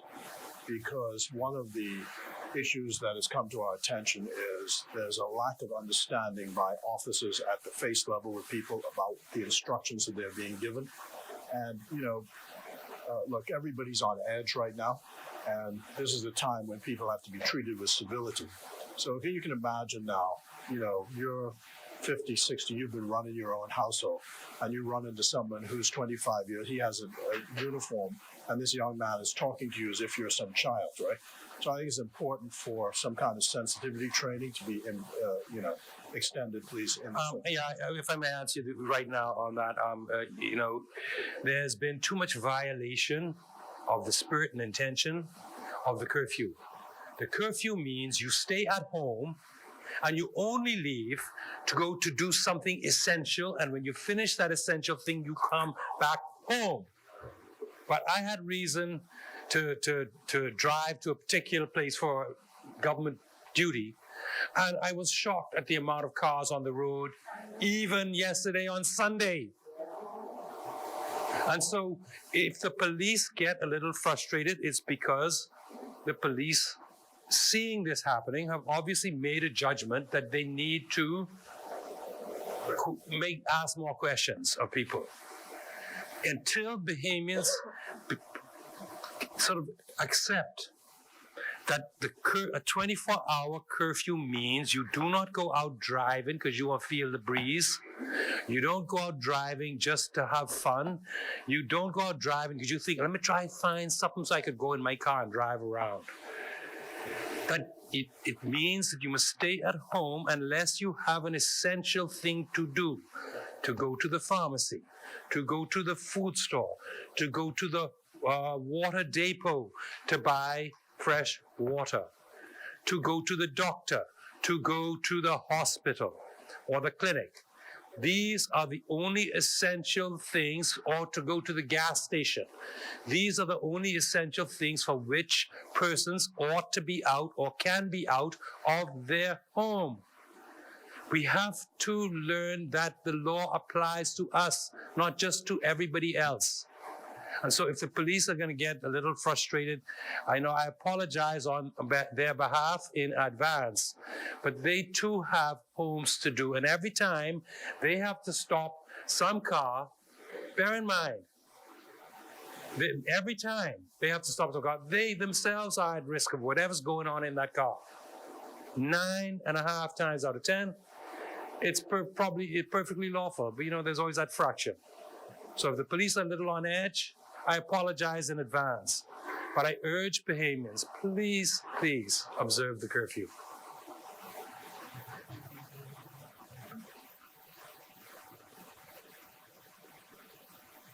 Madam President, I beg leave to move that the Senate on its rising be adjourned sine die. If I may obtain a second. Second. Thank you, Senator Dodson Isaacs.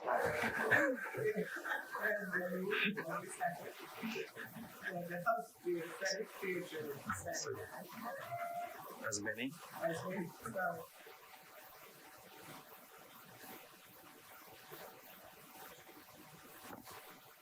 Madam President, I now beg leave to move the Senate do now adjourn. Senate.